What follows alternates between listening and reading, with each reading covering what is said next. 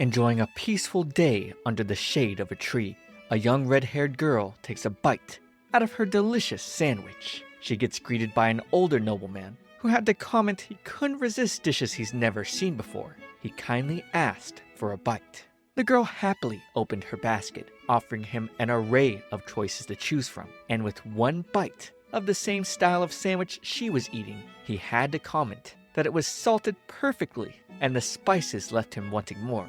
He could eat this forever. The umami of the meat was truly incredible, but when he asked what kind it was, he never expected her to answer backhorn, as in the monster. Away from her, he puked it up at a tree, unable to believe he ate something so dreadful. Backhorns were beasts with a powerful poison. He couldn't understand why a noble lady like her would be eating something like that, but then remembered she might be the one that he's heard of. Meanwhile, she was delighted he enjoyed it so much. With sufficient preparation, even the foulest monster meat could be made delicious. She knew no one understood it, but believed one day someone would. At a get-together in Praven Park, our heroine, Malfiria Marchalraid.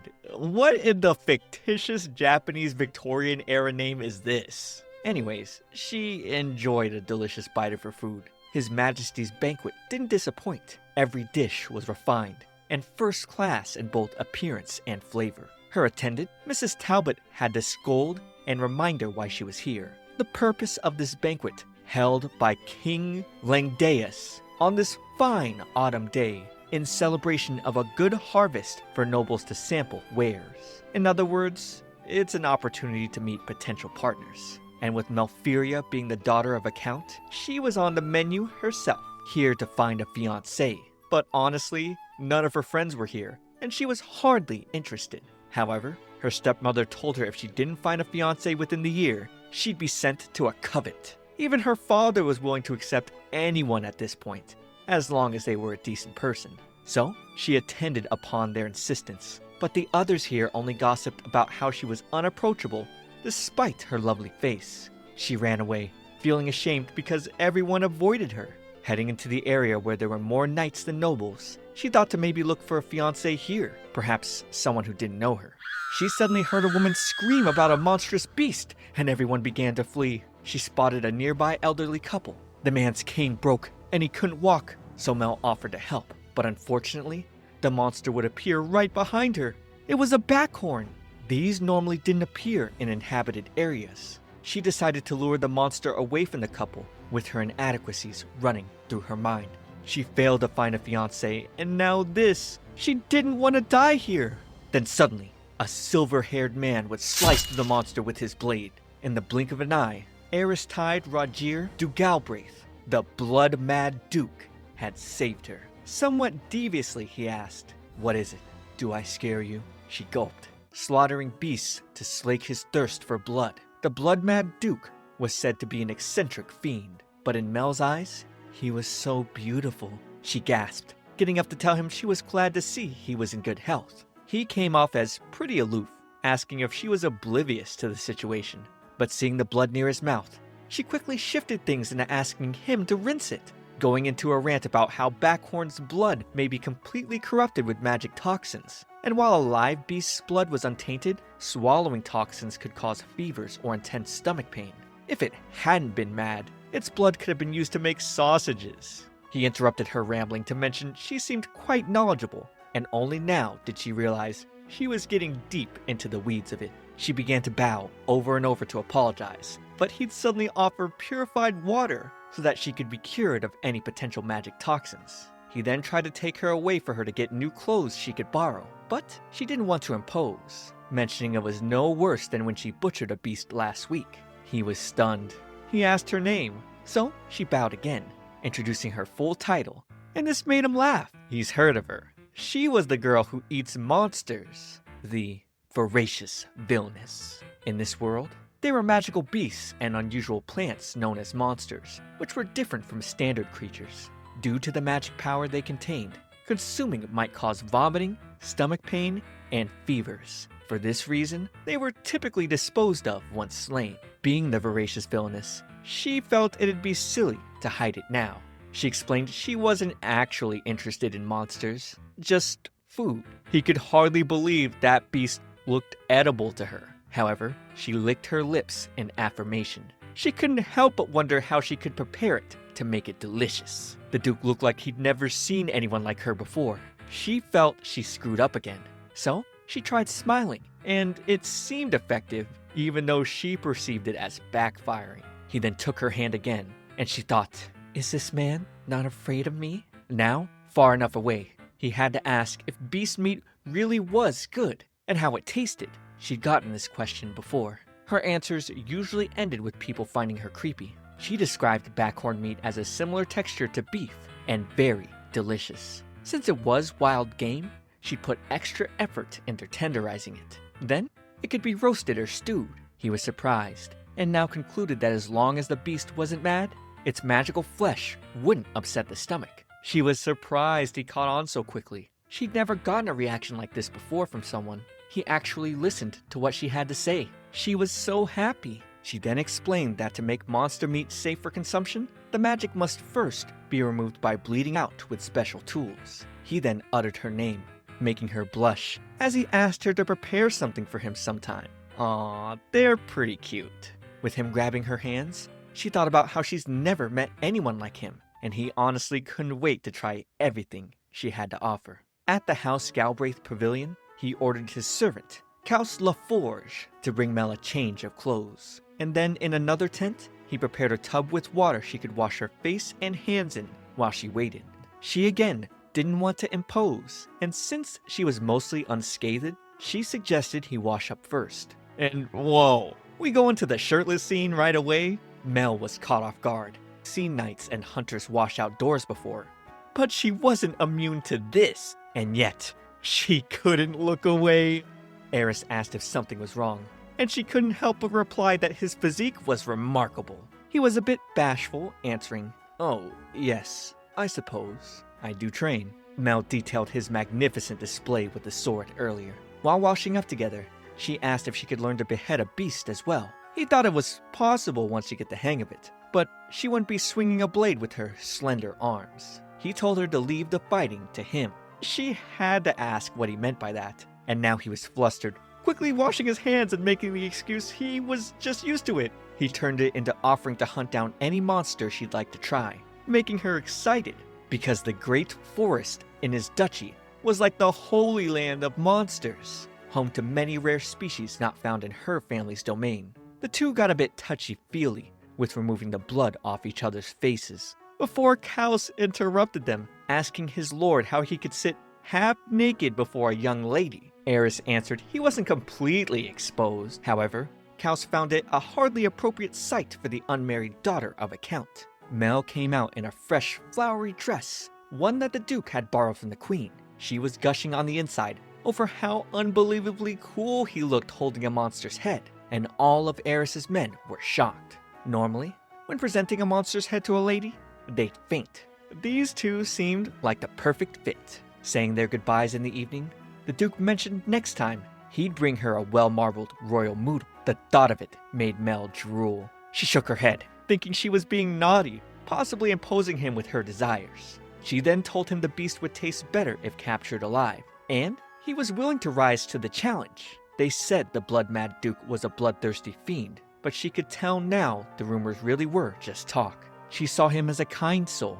From inside her carriage, she offered him a basket containing jerky from Skitspit, a beast from her family's territory. He took a bite immediately, and Caus was not happy that he didn't have it go through a taste tester first, telling him to spit it out. Eris then shoved it in Caus's mouth, and the servant described a strong flavor with umami that spread throughout the mouth. It was delicious, and now Eris was hopeful for other beast dishes. Mel's eyes widened. She's creeped people out before. They've spread malicious rumors about and shunned her. She ducked below her window to let her tears run. She felt the Duke was too kind. Saying their goodbyes again, she assumed he was just being polite. Perhaps just curious to know what monsters tasted like, what the rumored beast-eating voracious Villainess was like. But she wondered, just maybe, she could get her hopes up a little. By the time Mel returned to her family's territory, it was already winter. She was surprised to see her father by the gate, waving to her and running towards the carriage. As he opened the door, He asked his daughter what she had done. She was confused, asking what he meant, but immediately bowed. And before she could apologize for not finding a fiancé, her father reminded her that she was a lady of the Marshall Raid family, and not suitable for a duke. He asked why the Duke of Galbraith was asking for her hand. Mel mistook this for the Duke literally needing hands, but her father made it clear the Duke was seeking her hand in marriage. He was distraught, wondering how to respond to the Duke's letter. But Mel was dripping with cold sweat all over her face, feeling even more flustered. Meanwhile, Eris reported to His Highness about the hunters having wound up in a monster den, and the beast within contained a great deal of magic toxins. But he was able to uphold his duty without any casualties. With this, His Highness, Maxim du Liverstol Meerd Langdius, had nothing to fear. However, Maxim wanted Eris to refer to him as Brother Maxim, like he used to. Eris immediately refused. They may be brothers by blood, but 17 years ago, when Maxim was made the crown prince, Eris became his subject and was adopted by the Galbraiths. He explained that there had to be a clear line drawn between them. With that being said, Maxim asked Eris about the basket in his hand, but Eris threw it off, telling him to pay it no mind. Maxim then teased, knowing everything about his dear younger brother, including about a certain redhead. Eris would gasp in shock, giving his brother a chance to swipe a jerky from the basket. And after a bite, Maxim loved the taste and asked what kind of jerky it was. Eris told him it was scatspit jerky, leaving His Highness surprised that it was actually made from those tiny monsters. It tasted even better than 3-star beef. When Maxim asked if it was made by the voracious Villainess, Eris gave him her proper name. Maxim began teasing his brother, asking what he would do about this, since it wasn't often he hit it off with someone right from the start. However, Eris ignored him and left the tent. Still, he felt his brother might be right. It wasn't often he took to anyone upon meeting them, and he was still shocked that the lady with the flaming red hair was actually the voracious Villainess. Where was she hiding such a bold heart and a delicate frame? Not only was she unafraid of the monster, but Eris thought she looked beautiful, even with its blood on her. He was instantly captivated by her. Kaus then reported that they had brought the Backhorn's habitat under their control. He then teased the Duke, asking if Mel would be joining them at future banquets. Eris asked if he was the one who informed Maxim about their encounter, but Kaus played dumb. Alone in the woods, Eris figured Mel didn't believe when he said he'd bring her a gift, and knew she thought he was just being polite. Recalling the tears he saw in her eyes back then, he vowed to never make her make that face again. Over at Mel's home, she wondered if the Duke had really sent the letter in such a luxurious jeweled case. Her father told her a messenger had come 7 days ago on a blaze eagle bearing the Galbraith family crest. Hearing this, Mel was shocked and jealous, wishing she could have seen the creature herself. He then asked her what really happened at the banquet, and her answer remained the same. She was attacked by a magic beast, and the Duke saved her. The letter read that the Duke had a rewarding time with Mel at the banquet, and would like to request her hand in marriage. Wondering how serious the Duke was, Mel felt he might have an ulterior motive. They needed a good reason to turn down a formal proposal from the Duke. But for now, her father would send a response. Later, Mel thought her father was right, considering she and the Duke had never met before the banquet. They just got excited about enjoying monster meat. And that's when it hit her. The earnest Duke had no one to share his desire to try monster meat with. Until now, Mel understood how meaningless it felt with no one to talk to. Being a kindred spirit, she wanted the Duke to feel free to discuss his culinary curiosities with her. Suddenly, the letter glowed golden with magic, and Mel heard a personalized message from the Duke about how boring the banquet was for him after she left. He promised to visit her before the depths of winter, on the 18th day of the month of Sirius. And the 18th was tomorrow! Mel couldn't blame her father for being so flustered. She was too, with her heart pounding. After all, the Duke was coming the next day. She wondered if the Duke was really coming to propose to her. He didn't have to do all that just to try monster meat. Mel got into bed, holding a picture of her and her mother, and thinking about if the Duke would accept the viability of monster meat. Of all their work, her mother wanted to enrich the lives of people who lived in their cold and barren land. Mel inherited this research from her mother, and no matter how long it takes, she would force the world to recognize it.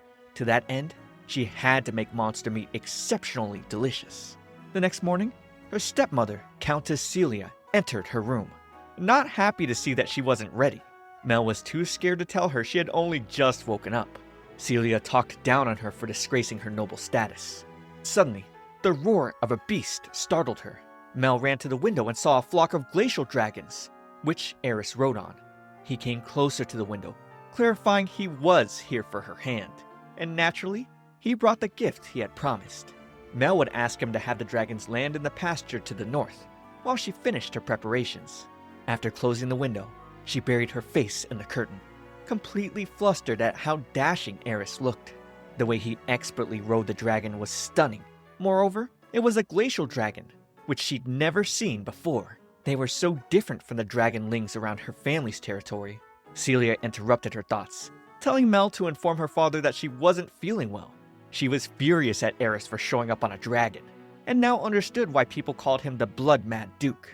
Mel then stopped her stepmother, letting her know that she did intend to accept the Duke's proposal with pleasure.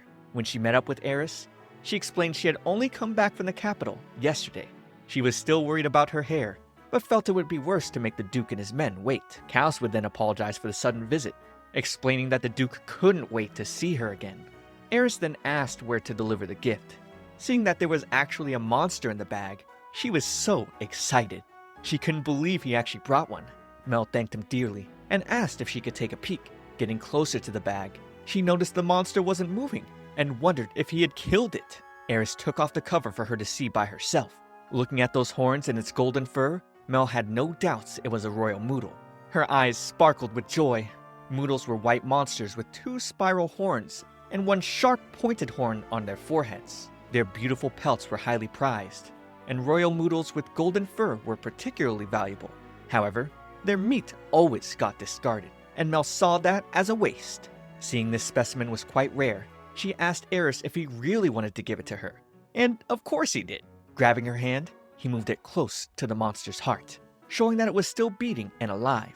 Mel realized he had put it to sleep with magic. She started fantasizing about the meat she would make, wondering if she should cut it thick, grill it, or stew it, or if she should roast it since it's marbled. She could use the different parts to enjoy a variety of dishes. Mel couldn't thank the Duke enough, feeling overjoyed at receiving such a wonderful gift. Soon after, Mel's father came to properly greet the Duke. She nearly forgot he had come here to ask for her hand in marriage. She would ask her father to allow the dragons hunt in the Bartos Mountains. He had no problems, but wondered if the moodle wasn't food for the dragons. To his surprise, it was for Mel.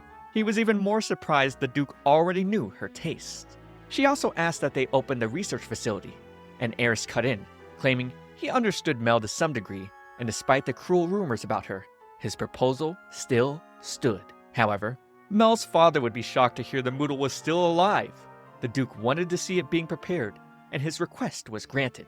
Mel was then asked to show Eris to the research facility. Flying on the Duke's dragon, she was thrilled, and even found the dragon's cry cute. Seeing her mother's research facility again, she was a bit nervous, but thought her father would be relieved if the Duke accepted her. The first step was showing the Duke what she did in the research facility. She needed him to see everything, and it made her wonder if he would still be interested in her after seeing why she was so interested in eating monsters. At the research facility, Eris was shocked to see a magic circle written in ancient magic script. Mel's mother had created this, and Mel herself had improved on it. The inscription on it read, "I am the one who takes your life and sustains myself on your body." Seeing she used this to drain the magic from monsters, Eris asked if it wasn't difficult to do, using only the magic circle. Mel affirmed this, stating that draining magic from monsters required an additional tool. She would lead him to a warehouse where she brought out a cloudy quartz flask that she used for draining monsters' blood and magic. Eris was quite impressed. With its craftsmanship, the flask looked regular now, but her magic would change its color and luster. Then, Mel shyly asked the Duke for a favor. She'd like to see him behead a beast once again. Getting ready to prepare the royal moodle, Mel found it challenging to clean such a large beast by herself. So, she asked the Duke's men to assist her. On his signal, the men surrounded the beast, shearing its fur. In addition to slaying monsters, the Knights of Galbraith were also responsible for harvesting horns, claws, and pelts as resources. They were even skilled at shearing. When they were done, Mel played with the fluffy fur. She claimed the thread spun from this fur was premium enough to present to the royal family. but her eyes sparkled with curiosity as she was more interested in seeing what was inside the beast. She drooled, just thinking about how tasty a marbled royal moodle would be. However, Mel never wasted a life. She said a quick prayer, promising to treat the beast's precious life with care until the very end. She would then cast a spell, activating the magic circle, and gave Eris permission to proceed. In one swing, he cleaved the head of the monster. It was too fast for Mel's eyes to follow. No matter how many times she saw it, his swordsmanship was breathtaking. She was so impressed. Next, she proceeded to remove the monster's magic energy. As she chanted a spell, she began glowing brightly alongside the flask, and the monster's blood began flowing into it. Eris was stunned and speechless, but suddenly, the flask cracked. This had never happened before. One flask wouldn't be enough, but Mel couldn't let go now. Eris quickly came to help her. She explained the magic energy was too much and asked him to switch out the flask with a spare one. After he did so, she confirmed the spare flask would be enough, and soon she completed the spell. The Duke was surprised that the monster still looked plump. Mel told him she made sure not to let the meat dry out. Retaining moisture was the key to delicious meat. Eris was impressed and asked if she came up with the method, and she'd answer it was her mother. They've experienced terrible droughts and famines. 17 years ago, their people were starving. The Marshall Raid's lands were poor in resources, and the soil was barely fertile. So, Mel's mother began researching how to make use of their abundant monster population. If the process were made simple for anyone to use, it'd transform monsters from a nuisance to a tasty food source, and save the people. After her mother's death, Mel took over her research. Although lately, she seemed to be having a lot of fun sampling rare monsters. Eris then asked what she'd do with all the drained monster blood, to which she replied that she would use it to make fires. She wouldn't need fuel for cooking or lights in the research facility for 2 months. He then asked if that's all she'd use it for, and she wondered if there was another use for it. He couldn't help but laugh. He complimented that she was fine, just the way she was, and stated that her research was far more useful than what the court mages were doing. The magic energy in the flask could be used to create a weapon to destroy nations. Mel had no idea though, since she only ever handled monsters the size of jackals and tacos. Eris pointed out that rumors were just rumors, but when they were said with malice and took on a life of their own, they could cause unimaginable tragedy. No matter what people said, he promised he would show them no mercy if they tried to hurt her. However, he felt like the rumors of her drinking fresh blood were true. Mel denied it, but he teased that she looked like a vampire. Actually, he was bewitched by her beautiful, flaming red hair and green eyes that shone brighter than beryl. He genuinely felt he'd be willing to give his life for her. Mel was flustered and told him to stop teasing her. Still blushing hard, she complimented how his eyes looked beautiful when they glittered with magic energy, and that he looked marvelous with his coat fluttering behind him on his dragon. And so, the two were left flush. While feeding the dragons, Eris's hunt permit came in. Apparently, the royal moodle's organ meat wouldn't be enough for his dragons, given they were quite gluttonous. His stomach would then growl, leaving him embarrassed. She turned their attention to the tasty-looking moodle meat, which he was eager to try, and this was their only chance to have it fresh. Mel suggested slicing a bit from themselves and broiling it. They were more than enough for them to try the finer cuts. After they prepared the meat, Eris sprayed some spice onto Mel's hand. Upon tasting it, she lit up at its deliciousness. The aroma of the fresh herbs alone was enough to whet one's appetite, and the touch of salt was exquisite. Apparently, it was a ground blend of various spices, which Eris had swiped from the head chef. Mel made it clear they were only tasting this for poison. Of course they weren't sneaking a bite, but to be safe, she said they'd have to cook the first ones thoroughly. Eris saw this as unbearable torture, but it had to be done to ensure the best experience. Staring at the tasty meat, they were already drooling, but they still needed to turn them over and cook them again. Kaus would approach them, causing them to panic. The Duke handed him the permit, asking him to go feed the dragons, but Kaus asked him to go tag along. Eris replied he was busy with Mel. Then Kaus began teasing him for leaving his hungry crew to sneak a bite, so Eris would have no choice but to offer him a skewer. However, they still had the rest of the knights to feed. Kaus explained to Mel that the knights had only been eating dreadful monster meat, and he pleaded that she give them the honor of sampling the meat for poison. Afterwards, Kaus tried to taste the one Eris was holding, but the Duke refused. He then teased Eris for holding onto it because it was the first one Mel had cooked for him. Eris became flustered, and they started arguing. Mel then gave Kaus a skewer to taste, and as he took a bite, she was freaking out on the inside, curious to know how it tasted. Kaus then told her it wasn't gamey at all. Also, it melted and filled the mouth. It could practically be called a beverage. Eris could barely endure the torture any longer. Although it didn't upset Kaus' stomach, he mentioned that it takes time for magic to cause a stomachache. So, the Duke was left devastated. Mel had never gotten an upset stomach from magic toxins, and wasn't able to speak on the matter. But according to those who have, symptoms could appear immediately or as late as overnight. Hearing this, Eris knew he couldn't wait. He needed to have some now. His knights also agreed with him. Mel, as well, couldn't hold back anymore. She felt they all needed to have some before it got cold, and even if they got sick, they'd prepare medicine right away. So, she shared skewers with everyone, and they all took a bite. Immediately, they were mesmerized by how delicious it was. Even when slightly cooled, the fat hadn't solidified, and the meat was still juicy. Since the moodle was a herbivore, it had the rich, palate-bathing essence of fruit. Eris praised Mel for being a genius, but she gave all the honor to her mother's research. The Duke never thought monster meat could be this delicious. He only had terrible experiences since he never prepared them properly.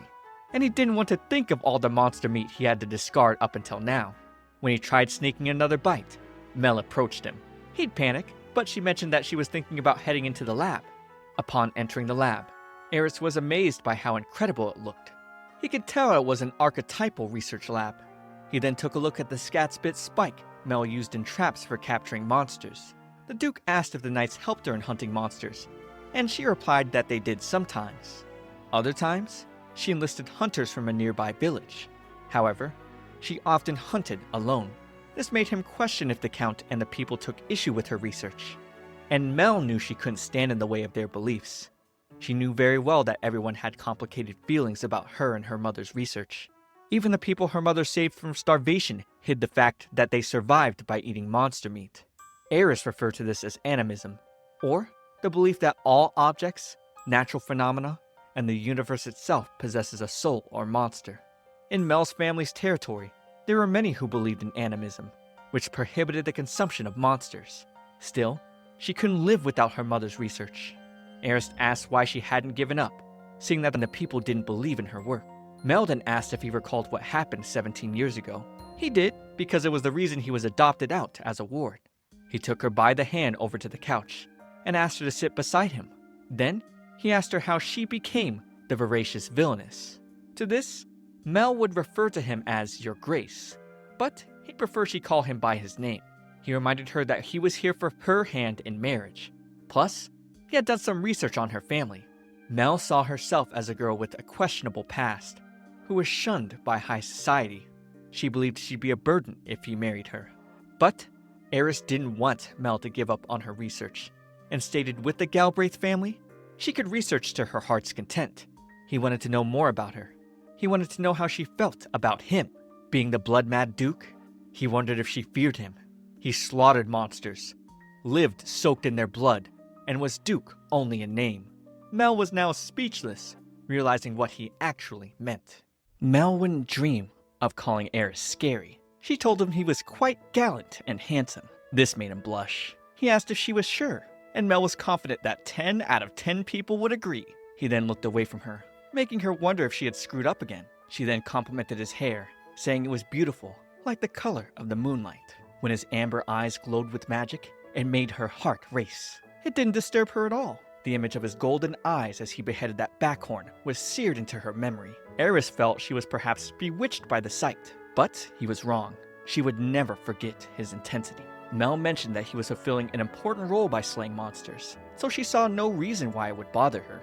And while Eris saw himself as someone without a shred of class, she told him his work brought peace not only to the people of Galbraith, but to the whole nation. There was nothing more noble than that. He then asked what she thought of him as a fiancé, and she had never considered it. She thought that a duke would more than suffice if they got engaged, and if anything, the difference in their stations was a problem. Staring at his dazzling face, Mel began to think about what it would be like to spend every day with him. She was gushing on the inside, thinking about his sexy voice telling her, "Good morning," and "Good night," except she felt she was bound to seem inferior standing next to him. since she was only ever interested in her research. She just wanted a partner who would let her do her thing. In other words, as long as her father gave his blessings, she'd get to spend her days in paradise. Mel then asked Eris why he picked her. She couldn't imagine his people would accept if he were to marry the monster-eating, voracious Villainess. However, he claimed his people would. He brought up the Urzine Woods, which was a large forest in Galbraith's lands and a treasure trove of monsters. No matter how many he hunted, the monsters kept coming, and he found it hard to dispose of their carcasses. Where monsters ran rampant, magic power accumulated, which eventually generated magic toxins that drove the monsters mad. He had to continue his hunt to prevent this. This was the fate of those who inherited the Galbraith name. Monsters were merely his quarry. It came as a shock to him, hearing Mel excitedly talk about wanting to eat them, and seeing how she prepared the royal moodle. Hers was a novel perspective. Eris's people had never thought there was a way to thoroughly drain monsters of their magic. She saw this as her only strength, but he didn't see it that way. After all, she was turning nuisance monsters into a valuable source of food. This made him certain she would be welcomed. If her and her mother's research saw the light of day, that was all she needed. The Duke vowed that with him, she would want for nothing more. He could protect her from all kinds of malice, and wanted to use her knowledge to help the people of Galbraith. Staring into his eyes, she wondered if he meant this. Was it okay for her to get her hopes up? She thought of this as a contract between her and the Duke, with no bittersweet romance involved. She would be delighted by his generous offer, and felt she wasn't deserving of him. Eris took this as her suddenly turning him down, but then she'd blurt out, "Please, I happily accept." Being only interested in her research, she couldn't do a single thing a lady ought to do. However, with the Duke hunting monsters, she could make delicious meals for him, so the monster carcasses wouldn't go to waste. She offered him some flasks to use, as that was all she could do, and if it wasn't enough, she asked that he do her the honor of marrying her. The Marshal Raid Knight Captain, Claude, would interrupt them, informing the Duke that the Count was ready to receive him in the drawing room. As Eris left, Claude warned Mel that perhaps it wasn't wise to discuss the matters of their land, or her research with someone she didn't know well. On their way, Eris already knew Claude was eavesdropping on their conversation. Granted, with the notorious blood-mad Duke proposing to the Count's daughter, he could understand why Claude was so guarded. Meeting with Eris, Mel's father asked if he was sure about marrying his daughter. The Duke let him know that the Galbraith family would be honored to have her. Still, the incident at the banquet bothered the Duke. That day was a dreadful bore for Eris. When the mad beast appeared, he was hardly surprised. He only meant to kill it and be done. But when Mel saw him drenched in blood, she didn't fear him, nor look away from his sight. He thought she'd accept him for who he was, but wasn't so certain. Mel's father was also concerned about her research and love for monster meat. But Eris encouraged it. The Count was happy to see he had taken a liking to his daughter. But then the Duke made it clear it wasn't a simple liking. He truly desired her. The Galbraith family was known for adopting its heirs for generations. So the Count asked why he sought a fiancée now. He laughed, hearing the Duke found his daughter soothing and charming. Mel was destined to live in disgrace if she remained in her family's territory where animism was widespread. If nothing changed, the Count planned to send her to a convent. He felt pathetic for being unable to protect his daughter. But Eris swore that when Mel joined the Galbraith family, he would protect her. 10 days after the Duke left, Mel was swarmed by different attendants helping her pack things from the research facility into her room. The Duke demanded she bring everything from the facility and left some knights behind to assist her. Since his visit, they were now officially engaged. She noticed the contract seemed to have powerful magic cast on it. Eris told her not to worry, explaining it was his vow that their engagement wouldn't be broken off. Besides, he wanted to meet her sincerity and resolve. While they stared at each other romantically, her father would cough to interrupt. In their private meeting, Eris revealed it was Mel's father who spread rumors about the voracious Villainess amongst high society. By tarnishing her reputation, he protected her research from those who might want to use it for evil. But from this point on, the Duke subtly warned him to refrain from doing so in the future. The two made sure to keep this a secret from Mel. Afterwards, Mon informed her that the dragons would transport the royal moodle by air. He then asked what they'd do with the moodle's golden fur. Mel planned to have it woven into warm coats for her father and brother. She was just about finishing up. Then, she thought about if engaged couples normally moved in together so soon. The Duke didn't want to wait until spring. He wanted her to get acclimated to his lands, since they were unique. Looking at a photo of her mother, Mel wondered what it was like for her. She lost her mother when she was young, and training to be a homemaker was supposedly difficult. Herman then came in, letting her know her escort had arrived. Mel would no longer be returning to this room. At least, as long as the engagement didn't fall through, everything should be alright. She went to inform her father of her departure, but would be surprised to see Lady Celia in the room. Though she was only Mel's stepmother, she still felt inclined to see her daughter off to marriage. Celia told her her father was outside, making sure her things were in order. She then accused Mel of seducing the Duke, and stated that her son, Louis, was the sole heir to the Marshal Raid title, even if Mel and the Duke were to have a child. But to this, Mel would declare devotion to serving the Galbraiths. Lady Celia was upset, saying Mel's demure little face was just like Lady Elise, Mel's mother. She couldn't stand it. Mel was surprised to hear that Celia even knew her mother, and wasn't surprised that Celia didn't like her. Mel never properly acted like a count's daughter should, all while conducting taboo research on monster consumption. But she was glad she got to hear something about her mother in the end. She then met with her father, and seeing the coat she wore, he mentioned Elise had worn this very one when they got married. Mel's mother was from the south, so the Marshal Raid winter definitely came as a shock to her. She was so excited to see her first snow that she caught a cold as soon as she arrived. The Count was sad that he didn't get a chance to talk more about his wife with Mel. Eris would swoop down from his dragon, declaring he had come for her. Kneeling, he'd plant a kiss on her hand and ask how his betrothed was doing. Mel's face went completely red as he teased her. With everything ready, Eris helped her onto the dragon. The Count was looking forward to seeing his daughter during the spring, but the Duke told him it may not be possible because he'd be keeping her until their wedding in the fall, promising to provide everything Mel needed to marry into his family. He guaranteed the Count that he had the strength and status to keep Mel safe, and as for the things she didn't need anymore, he offered to dispose of it for them. Unleashing the magic from his finger, he set it all ablaze in an instant. He then asked Claude to serve the Galbraith family, but the Knight Captain swore he'd never. Meanwhile, Mel was captivated by the flames reaching high into the sky. They seemed like fireworks, celebrating their new lives together. Mel was already missing home, but she couldn't stop thinking about her future. A Galbraith lady's responsibility was to appreciate and soothe her husband. She wasn't sure if he was capable of that, but Eris was already soothed by her mere presence, so he held her closer, leaving her flush. He also enjoyed listening to her talk about monsters. In Galbraith, she could devote herself to research, while he would hunt down monsters for her. The knights who tried the royal moodle had already spread the word, and they were all looking forward to what she would make with more monsters. Leaning on him, Mel thought the Duke was a considerate man. Looking at the beautiful sunset, it was as if the whole world was painted red. Eris commented it was lovely, just like Mel's hair. Though she didn't think the same, he begged to differ. It shone just like this when she activated her magic circle, and the Duke was captivated. Patting her head, he called her beautiful. Mel was flustered, feeling a bit embarrassed. As night fell, the horns on the dragon began glowing brightly. Mel found it cute. Then, Eris explained it was so they could track each other's locations. Mel wondered if these lights looked like twinkling stars from below.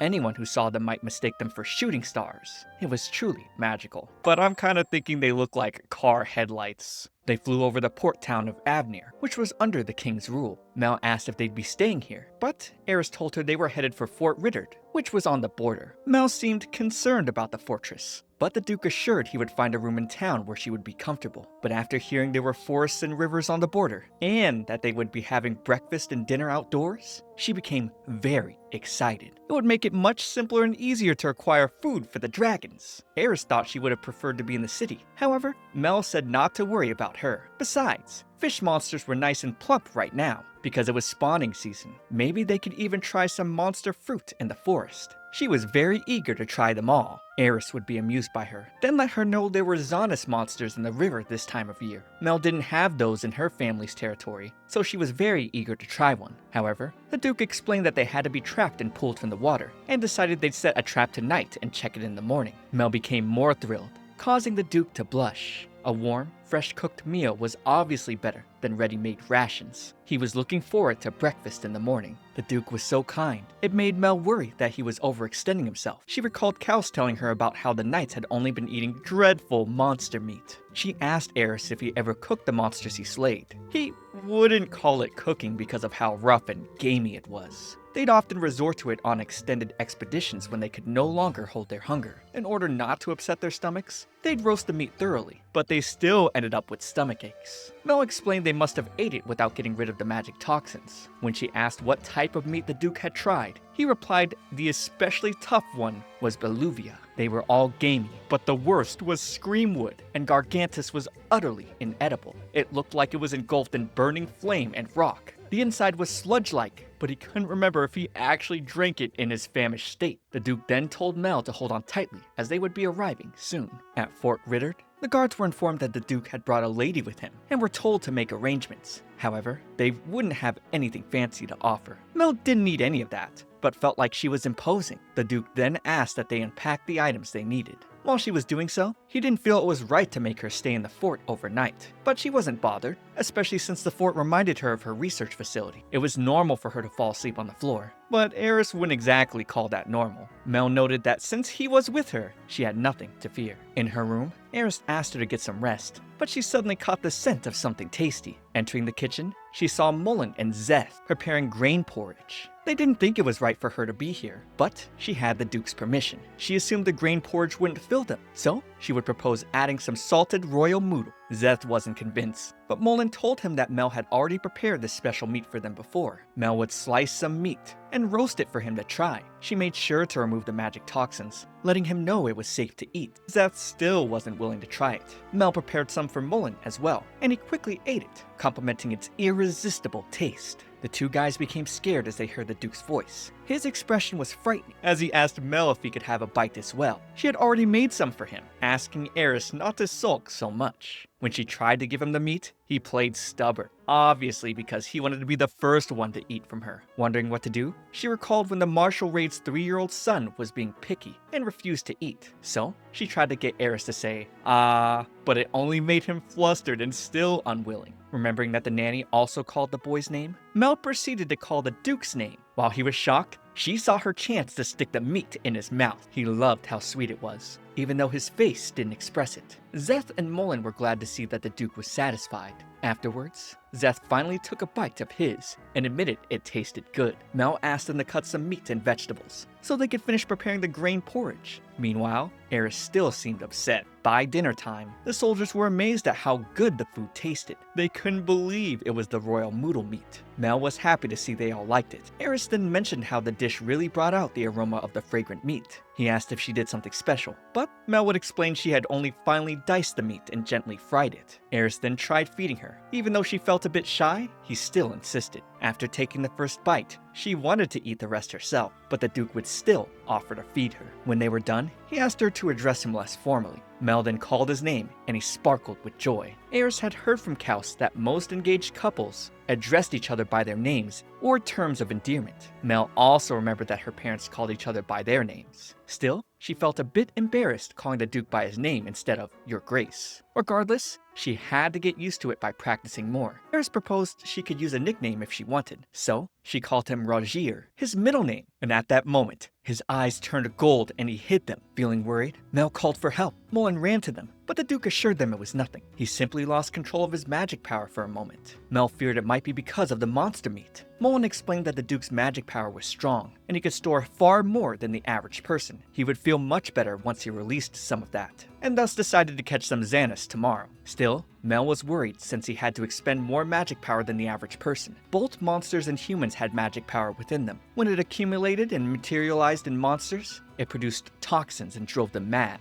Mel pondered how it would affect humans. She was scared the Duke might end up like her mother. At a young age, Mel cried beside her sick mother. Unlike monsters, humans had weak and frail bodies. Mel's mother was born with strong magical power, so it frequently went out of control. When she accumulated too much inside her, she'd sometimes get a fever and become bedridden. Mel wished there was something she could have done to help, but her mother promised she'd get better, only to eventually die. People assumed she died to poison from eating monsters, but Mel didn't believe that. Her mother's magic circle was incomplete. The magic power she extracted from monsters accumulated in her body and turned into toxins because she couldn't break it down. Her magic was beautiful. Her hair would glow bright red like fire, and her eyes glittered like jewels. In Mel's eyes, she was as beautiful as a fairy from a fairy tale. Mel loved watching her. While doing research, she found a book explaining loss of control over magic power. Humans, who were weaker than monsters, could not tolerate accumulated magic toxins. Their bodies would fail before they went mad, and they perished. Being a child back then, Mel couldn't save her mother, but now she promised to do her best for Eris and complete her research. Mel would awaken from that dream, noticing it was early in the morning. Seeing the Duke's coat covering her, she recalled pacing up and down her room last night because she was concerned about it. She eventually fell asleep on the floor, and the Duke, finding her, carried her to bed. Mel's face went red with embarrassment. She would meet him in the dining room, and he apologized for making her worry. He confirmed that the magic power in him hadn't materialized. Then he'd hug her, showing that he was fine. He came so close to her face, it was making her heart race. But Mel noticed his temperature was as cold as ice. The Duke had gone into the river earlier, and since it was a cold autumn night, it made Mel even more worried. She feared he'd catch a cold, but just having her hand on his face was enough warmth for him. After returning his coat, he mentioned that they had caught something she would find interesting. Eris pulled her closer, stating they would be warmer this way. Mel couldn't help but wonder if he had decided to act like a spoiled child today. Eris revealed he hadn't killed the Villainess yet, and they would most likely still be swimming in the metal net as they speak. Mel couldn't go back to sleep since it was almost done, so she wanted to start cooking the Villainess right away. However, she wanted him to get some rest first, but Eris said he was feeling fantastic. After all, being with her soothed him. She complained about how dirty she was, but he was even dirtier. Mel was flustered. Then, Eris grabbed her from behind, reminding her to use his name, since they were engaged. When Zeth stepped in, Mel felt like she was saved, but he'd feel a bit out of place seeing how they were flirting. As everyone else gathered, she told them that they would begin cooking the Villainess. But first, she asked someone to procure some oil and flour so that she could batter and fry it. Zeth offered to go fetch the items. After that, Mel met up with Eris to go see the monster. She had drawn a magic circle on oil paper for extracting the magic power from the creatures. Reaching the river, Eris ordered his men to pull up the net, warning them to be careful because a single blow from the creature could break their bones. Mel's eyes sparkled with excitement as the creature was being pulled out. Upon seeing a Villainess for the first time, she was surprised that it was even bigger than her. She had no idea they were so magnificent. It had all the gravitas one would expect of a monster fish. According to the Duke, this particular one has lived for 7 or 8 years, and they were quite aggressive now since it was spawning season. Mel had seen them in books, but illustrations didn't compare to the real thing. If it bit her with one of those sharp teeth, it could easily tear off her limb. Eris warned her not to get too close. When he was done weakening the creature, Mel decided they would kill it with a blade expertly forged by the Galbraith family's own blacksmith. However, she could barely hold it without falling over. Eris collected the sword, reminding her that he was to handle all the dirty work. However, he had never killed a fish before, so he asked Mel to guide him on how to do it. She told him to blind it first, because Villainess were known to stop moving in the dark. After she covered the monster's eye with a cloth, it stopped struggling. Then, she asked the Duke to stab it behind the eye and above the gills, and then twist his blade. With this, he'd be able to kill it in one strike. Following her instructions, they were able to kill it swiftly. Wow, she's very ethical with this. Afterwards, Mel asked everyone to stand back as she placed all her magic circles on the creature. She never wasted a life, promising to treat the monster's precious existence with care until the very end. Then, she would begin chanting her magic, draining the monster's magic power. She noticed there wasn't much blood, but the magic power inside was so thick. On the other hand, she felt more embarrassed about how much she stood out due to her glowing hair. Mel gave Eris the flask to hold on to. After measuring the Villainess's magic power, she wanted to remove its head, organs, and scales, but she couldn't keep asking the Duke to do it. So, she requested that he teach her how to behead monsters. Patting her head, he called her Melfi. Ooh, he's got a pet name for her now. Then told her that he beheaded countless monsters, but he enjoyed nothing more than cooking monsters with her. Likewise, she felt the same. In her family's territory, she did most of the cooking and research alone. She never had fun like this with the hunters and knights, helping her break down the monsters. Mel cheered them to chop off only the head and remove the scales with the skin. Eris would ask her how he should behead the fish, and she told him to start left of where he stabbed earlier. Then, he'd have to cut diagonally from the gills to behind the dorsal fin. It was quite a challenging angle, but with the Duke's magical eyes, he cleaved the head of the Villainess with one clean strike. Mel was impressed by how skilled he was with the blade. The cut was so clean, leaving the fish perfectly intact. Even Mullen was enamored by the Duke's skill. It wouldn't be an exaggeration to call his perfectly efficient moves divine. Hearing how impressed Mel was with his skills, Eris became bashful. She thought he was so cute whenever he did this, but he always sulked when she mentioned it, so she decided not to.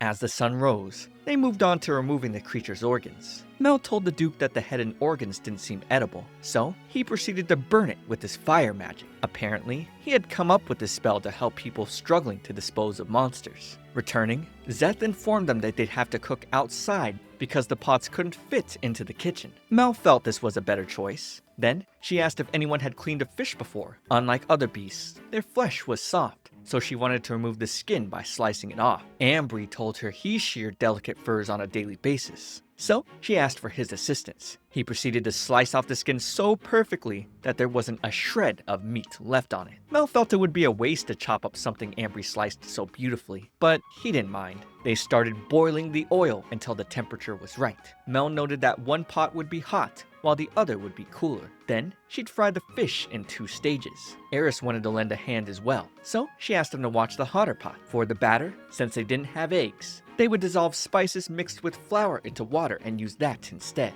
Then, they'd dip the chopped Villainess into the mixture and begin frying it in the cooler pot. They started with one as a test. They'd fry it until it was golden brown, then remove it with a perforated wooden ladle.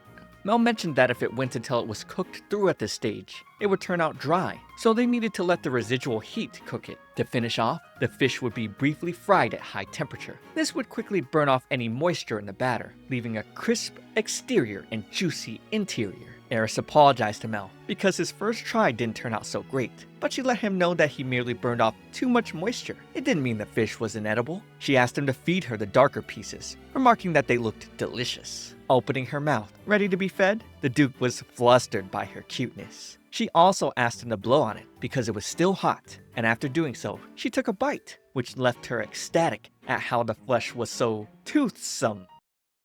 Toothsome, huh? Means extremely pleasing to taste. Not sure I really get it. The smell of the salty, crispy batter paired perfectly with chewy meat. She then told the Duke that the plump, spring meat was irresistible. Eris quickly took a bite for himself and saw she was right. Mel was embarrassed, seeing that he ate her half-eaten food. After that, he went ahead to try one of the successful pieces, and with how good that tasted, he told her to quickly try it. Mel was thrilled once more by how fluffy it was. The meat was so tender, it flaked apart as she chewed. She could eat these forever. Now they were both conflicted because they both wanted the tender and toothsome ones. Eris suggested they make both, since people could prefer one or the other. Mel thought letting people eat their preferences was a good idea too. They had plenty of Villainess, and a crispier texture could be taken into the field.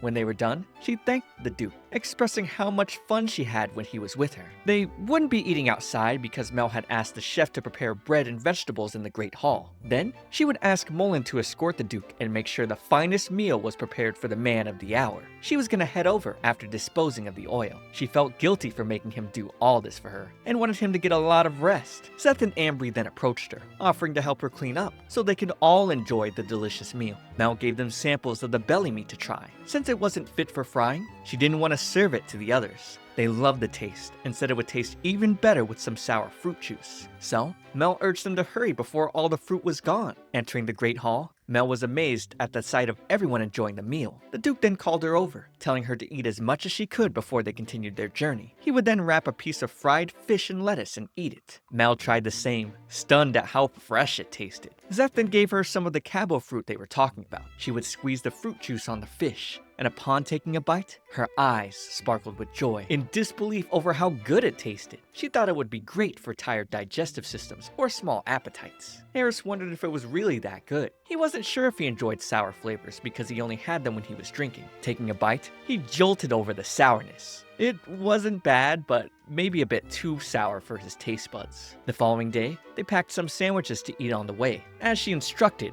Zeth and Ambry salted and froze the remaining Villainess. With this, it would last longer. Considering they still had a long way to Galbraith, Eris ordered his men to be alert, so they wouldn't have any accidents. Then, they took to the skies. Mel was eager to see Galbraith, which would be a whole new land for her. Eris told Mel to let him know when she wanted to take a break, but she was fine, and more worried about him, since he barely got any sleep last night. But the Duke let her know he still had some cabo fruit, which would help him stay awake. She thought he didn't like them, considering how he reacted to the sour taste during their meal. She insisted he needed more rest, and suggested that she could ride with Mullen or Zeth. But Eris refused. He told her he was joking about using the fruits to stay awake. Instead, he actually brought the cabo because she liked them. The Duke began to pout, then told her not to rely on other men. Mel would chuckle, seeing how nervously he said it. She wondered what the Duke's life was like in the Galbraith's land. All the Galbraith knights she'd met so far adored and respected him. They had the warmth of a big family built around the Duke, which made her think about what the people of his duchy were like. She then asked Eris what kind of towns and cities were in the Galbraith lands. He told her there were originally 30, but they've whittled down since 17 years ago.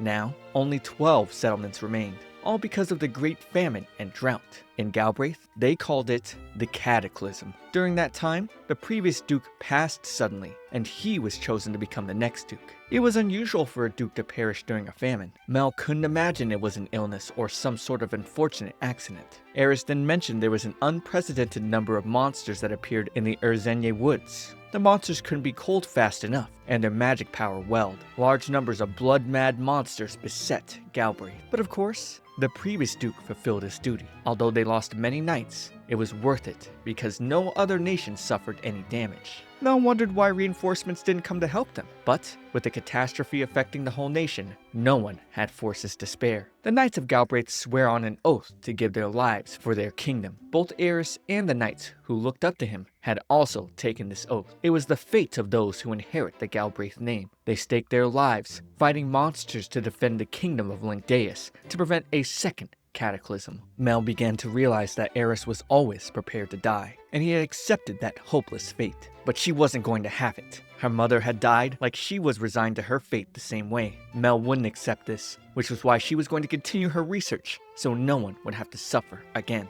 If Mel was also at the mercy of fate, she wanted to think it was fate that brought them together. The Duke took her hand and lightly kissed her head as he apologized, saying it's not like he didn't value his own life. Feeling it may not serve as an oath since she wasn't a knight, Mel took the Duke's hand, kissing it, and letting him know that the magic circle she was researching would definitely be useful to him. She would vow to do her best to protect him and his knights from harm, and asked Eris to consider living his life with her. Eris was stunned by her words. Still, it didn't mean he'd let her get exposed to danger. They both wanted to protect each other. Though Mel's methods were different from his, she wanted to protect him and the others. Her gaze was earnest. Flustered, she told him not to say it wasn't possible, and her words delighted Eris. But he didn't know what to say. He didn't want to make her sad, but always thought it was a matter of time. He then decided to tell her an old story. Of course, no matter how little, Mel wanted to hear about him, and he too was dying to know what she thought of him. And though they were just engaged, he felt a powerful desire not to disappoint her. Eris's desire to hide the pathetic parts of himself and his desire for her to know everything about him were fighting within him. But there was no changing the past now. The Duke revealed that he was born as the second son of the previous king of Linkdeus, meaning he was a prince. When he was much younger, his older brother, Maxim, bore the same golden hair and deep purple eyes of King Maximus, the seventh monarch, famed for his wisdom. It earned him the nickname, the Second Coming of the Sage. Meanwhile, Eris's sight, which made him store magic in his eyes, caused quite a stir. He praised his brother, complimenting how clever and quick of a learner he was, unlike himself, who was always losing control of his magic power and destroying the castle. After an incident where Eris lost control, he caught a fever. Mel was so glad he ended up alright, because losing control of one's magic power could kill them. Eris could tell Mel lost her mother in the same way, and wondered if he should wait for her to tell him about it. Later on, by the time he was strong enough to withstand the magic inside him, the only place left for him in the castle was with the knights. At the same time, Kaus approached him, mentioning how the officials and servants feared him. However, he was the first knight to pledge his loyalty to Eris. He could have followed his father's footsteps and become a royal guard, but he was a dependable companion who followed the Duke to Galbraith's lands. Eris asked Mel if she wanted to hear more, noting that the rest of the story wasn't so nice. But it detailed what happened 17 years ago. Mel wasn't sure, since it was one of their nation's secrets. But Eris felt it was alright to tell her, since their engagement had the king's approval. It was quite a surprise for him. The Duke had never wanted to marry anyone, but quickly changed his mind once he met Mel. 17 years ago, to prevent succession dispute, Mel's father, the previous king, made him the next Duke of Galbraith and subject of his older brother, who would inherit the throne. At the time, the kingdom was weakened by the drought and famine gripping the domain. The nobles were on the brink of rebelling, leaving the king with no other choice But some of the nobility advocated for the extreme measure of making Eris the crown prince and sending him to attack other nations. They wanted to expand their territory by conquest under a magically powerful prince with his sight. Due to this, internal conflict broke out between the pro and anti-war factions. Kaus's father was dragged into it, resulting in his death. Eris eavesdropped on some maids gossiping about the fighting over food and water, and they heard monsters were attacking too. He quickly rushed to his elder brother, agreeing to inherit the Galbraith name so Maxim would become king. He didn't want a tragedy like this to happen again. Though the situation was sad, Maxim agreed with his brother, and so he announced to the people he would be succeeding the king to end the suffering as quickly as possible. Years later, he told his brother that hunting monsters couldn't be the Galbraith Knights' sole purpose. He wanted to give them something more. So, Maxim proposed they earn a post with the Royal Guard after 5 years of service. Kaus also mentioned they were exploring uses for the monsters they've hunted. Some monsters were sources of rare materials, so it'd be a waste to simply dispose of them. They wanted a crown to buy whatever was usable, and Maxim agreed to pay handsomely, depending on the quality of the material. Though Eris felt this only worked because he and the king were brothers. Mel believed it was a wonderful system. It worked because so many monsters lived in Galbraith, and they had strong knights to exterminate them. The Duke was still willing to lay down his life in case another cataclysm occurred. But instead of that, Mel suggested they look for a way to do something about the cataclysm itself. There was a limit to how many monsters Eris could hunt down. She refused to have him sacrifice himself. If her new research into extracting magic toxins was successful, and monsters stopped going mad and stopped attacking people, then Eris would have no reason to risk his life. Plus, if she learned to extract magic toxins live, then maybe she could make the meat of mad monsters delicious. Moved by her words, Eris kissed Mel's forehead again, making her completely lose it. After the passion she expressed for him, he couldn't restrain himself. Saying how he was seriously considering his life with her left Mel even more of a gushing mess. He then pointed to the Urzine woods below them, letting her know they were almost at Galbraith. The forest was so massive, even he could get lost without a map. Mel couldn't believe this forest was infested with fiends. This land yielded magical ore. Ley lines and ore vines lie deep underground. And with the soil and air so full of magic, practically only monsters could live here. Eris then pointed Mel to the Galbraith River, their largest one. To the east was the Calberth River, which feeds it, and it splits 3 ways from there. Mel wondered if the river tends to concentrate in one area, but Eris told her this place was probably special. The snow melt from the Galbraith Range in the distance flowed underground until it surfaced here. However, it all dried up during the cataclysm 17 years ago. If a river this incredible dried, Mel thought Marshall Raid wouldn't have stood a chance. She also wondered if the Duke knew how such a widespread drought occurred in the kingdom of Langdeus. But before she could ask, Eris told her to turn around because the way she was sitting was dangerous. Suddenly, he got word that a flock of Bourguignon was on their tail, and there were about 200 of them closing in. So, Eris decided to take point, and he needed 2 knights without cargo to bring up the rear. Zeth and Eric agreed to handle that. Eris would give Mel some wind goggles, apologizing for how things went with Galbraith, but she understood. He explained that the Bourguignon used an acceleration spell to hunt in flocks. However, it was rare for them to attack a group. Once Mel was ready, the Duke unleashed his acceleration magic, flying at an incredible speed to get away from the monsters. Getting closer to the ground, it looked like they were about to crash. Mel held in her scream as they lifted higher into the skies. While trying to think of something else, she recalled these monsters were carnivores and wondered if they'd yield tasty juices. She was curious to know how tough their meat was, imagining if they could be good stuffed with herbs and cooked whole or roasted in a pot. As the monsters got closer, Mel figured they probably thought of them the same way. The last thing she wanted was to be eaten by them. The Bourguignons were quite persistent, so Eris ordered his men to go on the offensive and drive them off. He also asked Mullen to back them up, then used more of his magic power to increase his speed. The wind was so cold and biting against Mel's face. She figured Eris dropped his shielding spell to focus on acceleration. Meanwhile, Mullen and the other knights were having trouble landing their shots due to their speed and distance. They couldn't understand why the monsters were still chasing them. They asked the Duke if they should descend to a nearby fort and engage. Eris told them it'd be useless and they needed to reach the defense line. Mel knew they weren't engaging because of her. She was sure the Duke would prefer to attack instead of flee, but the dragons were stuck carrying both her and her belongings. She was a burden. She then recalled one of her bags was rigged to explode if forcefully opened. If they threw it at the monsters, it could serve as a distraction. She suggested the idea to Eris, but he wouldn't have it. Then, she asked to be let down, but he still refused. The Duke informed her the knights were waiting at the defense line. She just needed to hold on a bit longer. Even now, he was giving her a kind smile to make her feel safe. However, she wished to help him and started thinking of a way to get out of this situation. With moving targets, pinning paper-based magic circles on them would be difficult, and she didn't know any offensive spells. She then brought out the cloudy quartz, hoping to use it to drain the magical energy of the monsters, but it was already full of Zana's blood and magic energy. She then recalled the Duke telling her that the magic energy in it could be used. Still, with the number of monsters, one lone flask wouldn't be enough. She then thought about using the fire spell Eris showed her, and began drawing a magic circle on the flask, writing all the ancient spells she could think of. Lastly, she needed to add the Duke's name, and suddenly couldn't remember it. Yeah, thus far, she's only really referred to him as Duke or Lord, so funny enough, she actually didn't exactly remember what his first name even was. Eventually though, she got his name and wrote it on the flask, because spells are more stable and accurate when the caster's name was included. She then shoved it in his face, telling him to lick it, since it was the best thing she could get right now, aside from his blood. After writing everything down, she asked Eris to activate the spell and throw it at the monsters. Seeing all the spell she wrote down, he'd laugh. Then, he slashed the back of his hand, using his blood to activate the spell, and looking at his wound, Mel asked to tend to it later. So, to this end, he promised to wrap up everything quickly, making her blush hard.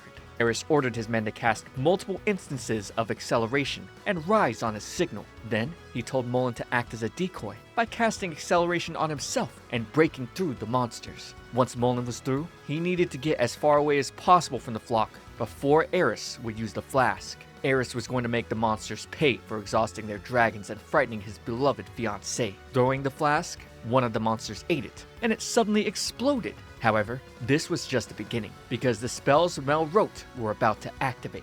Mel thought the Duke was joking, but he told her to take heart and assured she'd do just fine in Galbraith. Normally, it'd be impossible to construct a magic circle under these circumstances, so he told her it would be their secret. Soon after, the spells activated, causing a huge explosion. Mullen admitted it was quite the spectacle, and just then, a second explosion occurred.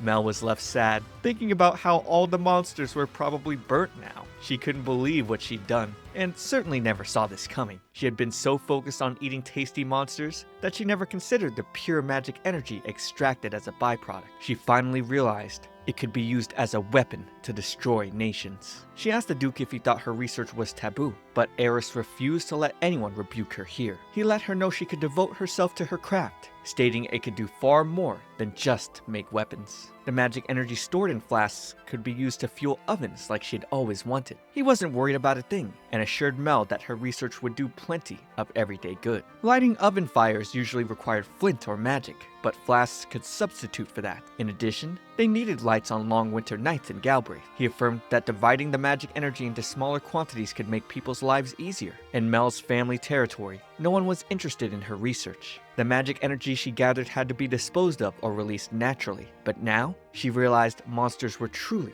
a goldmine of food and other resources. Eris didn't just accept her interests in research, he was even showing her a new path forward. For that, Mel thanked him with all her heart. He'd pat her head, thanking her for coming up with a way to allow them escape without injuries. Still, a spell's power depended on its caster. Only the Duke could have activated that malformed magic circle. He then praised their teamwork, complimenting his fiancée for being superb. Mel promised to make the magic circle smaller next time. He thought that was a good idea, since it would allow them to go hunting for monsters together. Hearing this, Mel was already imagining the wonderful times she'd have with him. She was flush and couldn't believe Eris would allow her to come with him. He told her the Gunvinner beehives were big this time of year, and the Zackert fruits were nearly in season. These were both unique to the Urzenye woods. Gunvinner bees were stingerless bug monsters around the size of your thumb. Mel rambled about how their hives were rich with the smell of all the flower and fruit nectar they've gathered over autumn. Suddenly, Kaus came flying over the Duke on a blaze eagle. Mel was astounded by how beautiful the creature was. Eris told Kaus that he and Mel had already handled the monsters, and Kaus freaked out, reprimanding the Duke for using such a supremely reckless,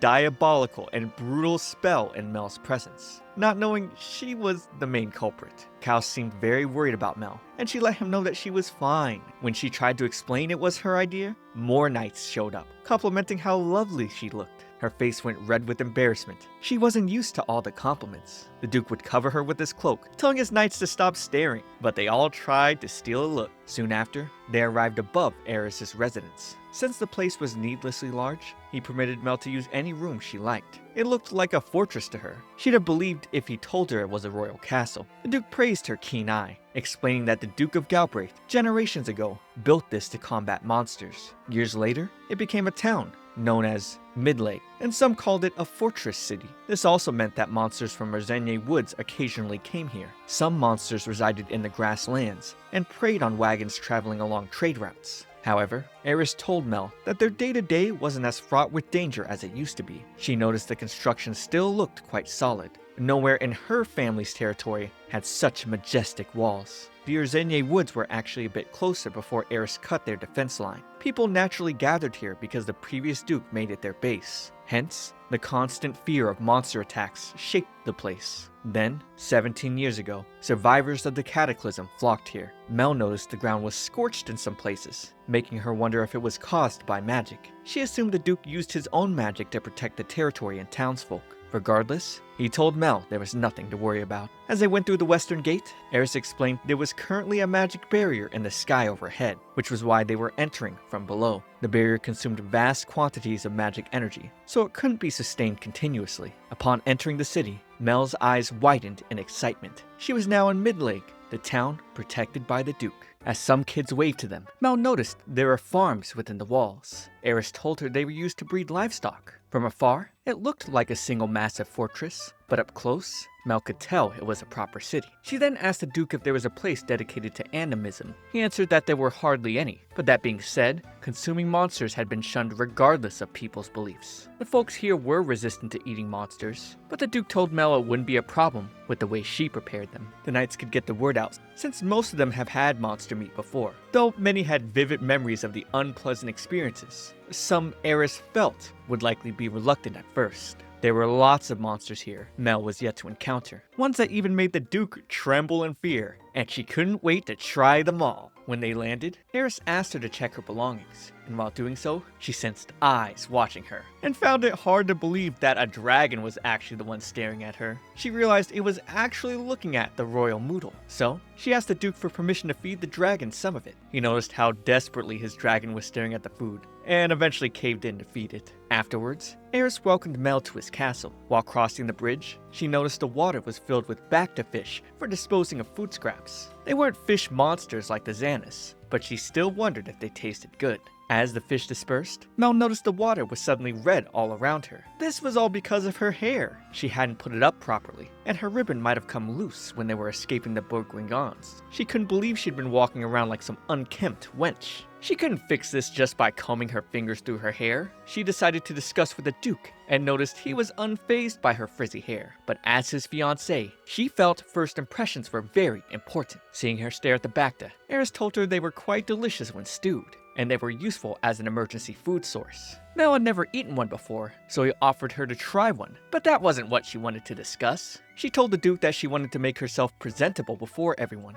and asked to borrow a place to change. Eris immediately apologized, not believing how inconsiderate he's been after all of Kalus's lectures. He called Mullen, alerting him there was an emergency. Then, the Duke asked him to summon the Blanche corps right away, and Mullen quickly left to bring them. Continued apologizing to Mel for not being more accommodating. He explained there were no chambermaids in service here. It had only been men for a long time. Mel felt bad for overlooking something so basic and being only focused on monsters. The Duke also explained that it had been ages since they last had a Duchess of Galbraith, probably not for the last 4 generations. However, they ended up laughing over it. Moments later, he introduced her to the women of the Blanche Corps, letting them know that Mel's word was as good as his. The captain, Blanche Lucibel, would introduce herself, and Mel was surprised to see she was so handsome. Blanche and her comrades then started talking about how to address Mel, who then asked them to simply address her by her name. The vice captain, Natalie Shaw, would then introduce herself, followed by Lillian Centennial. The Duke ordered Blanche to help Mel recover from the flight. Mel, however, asked the Duke when she'd be introduced to everyone else, and he decided dinner would be a good time. Before leaving, he'd remove her glove and kiss her hand. Mel was flustered because the other ladies were around. He told her not to be embarrassed and showed her his room, which was next door. She could come meet him anytime if she was unsure about anything. Mullen then teased the Duke, saying it was a good thing Kaus wasn't here, and threatened to go tell Kaus everything that just happened. As Mel was shown her room, she was captivated by how adorable it was. But she would hesitate to step inside because she didn't want to stain the fluffy carpet with her dirty shoe. Because of that, Blanche lifted her up and placed her gently on the sofa. She'd compliment that the princess was as light as a kitten, causing Mel to blush all over. Mel wondered if this was a dream, but even if it was, this was bad for her heart. The captain offered to take her shoes off, but Mel refused, trying her best to resist this handsome woman. Natalie then asked if she was partial to any confections. Mel appreciated the thought, but didn't want to take up their precious time. However, Blanche stated that the corpse had been given the privilege to serve as her personal guards. They were Mel's sword and shield, and she wanted the princess to think of them as such. Blanche presented her blade, asking the princess to do them that honor as knights. Looking at the sword, Mel thought it was beautiful. She also noticed the seal was the same as the Duke's, meaning they were knights chosen by him. That alone was enough for Mel to trust them, but she still didn't know anything about them, and they didn't know what she was like either. So, she returned the blade to Blanche, letting her know that her blade was her light, and she shouldn't give it to strangers. Mel asked if they heard the rumors, and mentioned she made a promise with the Duke. On the way here, she learned what she must do in Galbraith, so she wouldn't accept Blanche's blade yet, not until they accept her as their lady and consider her worthy of offering their blade. Blanche agreed, saying they would do everything in their power to become knights worthy of her as well. Mel then asked if Blanche's sword was forged by the same smith who made Eris's. The captain confirmed it, saying it was made at a smithy here in Midlag, and so Mel expressed how much she wanted one of her own, asking if Blanche could introduce her to the smithy. Her eyes sparkled with eagerness, wanting to know the smithy's name. Following that, the captain tried brushing the princess's hair, but it was too frizzy, and she felt she wasn't up to the task. Mel would ask her to make the hair fluffy, since the Duke liked it that way, and Blanche saw this as a vital mission that had to be seen through. After untangling Mel's hair with perfumed oil, she would rinse it and fluff it up. Mel apologized for making a knight do such a thing, but the captain mentioned that she used to brush her daughter's hair when she was little. Mel freaked out, realizing Blanche was married. The captain didn't just have one child, but two, a daughter and a son. Her daughter wanted to be a knight just like her. Their father was distraught over the idea, but Mel thought lady knights were wonderful. Blanche was proud to be a knight of Galbraith. At the same time, she knew how difficult it was to serve as a knight here. Yet, she wondered why Mel still wanted to carry a blade. And the princess, of course, explained she needed it to butcher monsters for eating. Her relationship with the Duke all started because he was interested in trying them. She then asked Natalie to find her work tools in her luggage. And seeing the knives, Natalie could tell the blades had been worn down to less than their original size. As Lillian asked Mel if she really ate monsters, Natalie scolded her for being rude. But Mel understood their curiosity and explained how it all began. Lillian thought it was wonderful, complaining that no one ever let her try out monster meat. With the Duke's permission, Mel could prepare some Zanis and royal moodle for her. Lillian expressed her excitement, asking if monsters were delicious. Because of this, Blanche would dismiss her. However, Mel stopped her, asking for Lillian's age. Lillian responded she was 15, but in Galbraith, she would normally be considered an adult until at least 17. However, since she'd been knighted, she was considered a proper adult. Mel could tell she was at a difficult age, but knew exactly what Lillian was going through. So, she invited not just Lillian, but Blanche and Natalie to try some monster meat with her as well. The princess became thrilled as she asked which monster they wanted to try. Lillian told her she wanted to try the fruit of a screamwood. She had heard from Mullen that they were very rich, sweet, and juicy, but afterwards caused him a fever and stomachache. Mel had never seen a screamwood before, but after hearing all this, she couldn't wait to try its fruit. In Eris's room, Mullen noticed he was leaving a part of his armor on. The Duke explained it was because the Blaze Eagle corpse they left behind might find something, and he wanted to be ready to go out again. Mullen would also ask if he wasn't nervous about the fact that his and Mel's chambers were connected by an interior door. Ooh, could things get a little secretly frisky? However, the Duke said he had no ulterior motives. Eris then brought up the bird leading the flock earlier. Although those birds hunted in flocks, he had never been chased so doggedly before. Mullen suspected the largest one might have been the flock leader. It was the only one that didn't get out of the way when he charged into the flock. Because of this, he believed it must have been mad. Eris took Mullen's words to be the truth. The largest bird amongst the flock fearlessly swallowed their flask, containing tremendous magic power. He speculated that an accumulation of magic toxins must have driven it mad, and it went berserk while leading the flock. Mullen then asked Eris when he had developed that horrible spell, and Eris explained that he simply activated the magic circle, but Mel was the one who came up with it. He hated the fact that Mullen called it horrible. The Duke admitted that the byproduct of Mel's research could be wielded as a weapon to shake nations, but that was all in how it was used. She had done nothing wrong. In order to protect her, he needed to enlist the help of those he trusted, people like Mullen. Eris whispered, telling Mullen he wanted to discuss something regarding that horrible spell. Suddenly, someone entered the room, and the Duke quickly grabbed his sword before realizing it was Kaus. Eris was flustered, reminding Kaus that the hidden door was meant for emergencies only.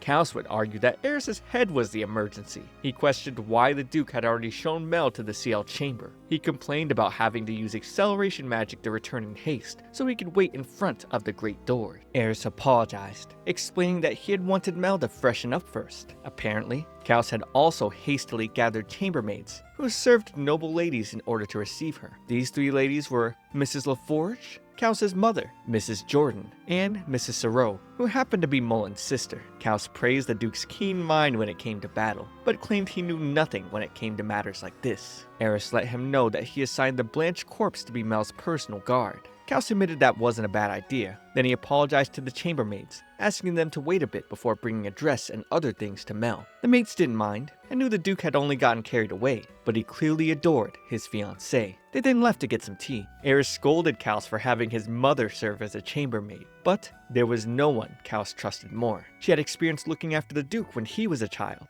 so she was perfect to look after Mel. Mullen asked why his sister was also there, since she was just a baker, and Kaus answered that she was a magnificent woman who married and took over the family shop after her brother became a knight and left no one else to inherit it. Mrs. Jordan was also the wife of a Galbrathian knight. Kaus claimed this was only a stopgap, and he would choose new chambermaids another day. The Duke had no complaints about Kaus's choices, but thought he was always so terrifyingly well prepared. Afterwards, Kaus locked the doors and created a barrier around them so no one could hear their conversation. He asked the Duke to explain everything about the spell used against the bird monsters. He knew Eris possessed limitless magic power, but wondered if he had become one with the Urzenye woods since he loved them so much. The Duke was worried that someone else might have noticed. When Kaus revealed the spell was crafted by Mel, Mullen was shocked. Eris explained that in her desperation to save him, she used the Zonas' magic power, that same fish they had for breakfast. She inscribed every spell she could think of, while he merely activated it. Most modern spells were streamlined and simplified incantations. Meanwhile, ancient spells were said to be wisdom bestowed upon the people by the spirits in ancient time. It was an obsolete magic hardly anyone studied anymore. Kaus then confirmed he was taking good care of Mel's research materials. He had even placed extra seals on the flask containing the Royal Moodle's magic power. Eris then told Mullen to keep this a secret until the matter was settled. Then, he assigned Mullen to protect Mel alongside the Blanche corpse while continuing his Dragon Knight duties. Mullen asked if she wouldn't be safe in Midlag, but Eris told him there were too many people here. Instead, he had prepared a secluded room he was using to serve as her research lab. He would not stop her research because if it would allow them to consume monsters safely, Galbraith would change for the better. Eris decided to discuss this with Mel, too. Although she was a good person, it was possible she didn't understand there were those who would use her work for evil, and so he swore to protect her. Moments later, Mel was distraught as Eris informed her that the men they left behind had reported that more Bourguignons had gone mad. She asked if it was such an emergency that he had to put them down, but Kaus explained that this was an everyday occurrence in Galbraith. Mel wanted to help, but the Duke told her to simply stay and wait for him. He promised to take care of the monsters quickly, and when she addressed him as Your Grace, Eris reminded her she was supposed to call him by first name. Mel was flush, complaining about how he liked to embarrass her. He asked if she remembered what a duchess's duty was, to which she responded it was to appreciate and soothe the Duke. He then hugged her, saying he found her cute side very soothing. He'd ask her to treat him to a delicious meal when he returned. As long as it tasted good, he'd even take the Bourguignon. He found it motivating to imagine he was going off to hunt ingredients. Mel could tell that he was emphasizing that he wanted monster meat. By asserting that in front of the Blanche corpse and other knights, they would more readily accept her research. She believed that was his intention. Eris then asked her if there was any monster she was interested in. Mel thought it'd be brazen to request something major, but since he was offering, she asked for the fruit of a screamwood.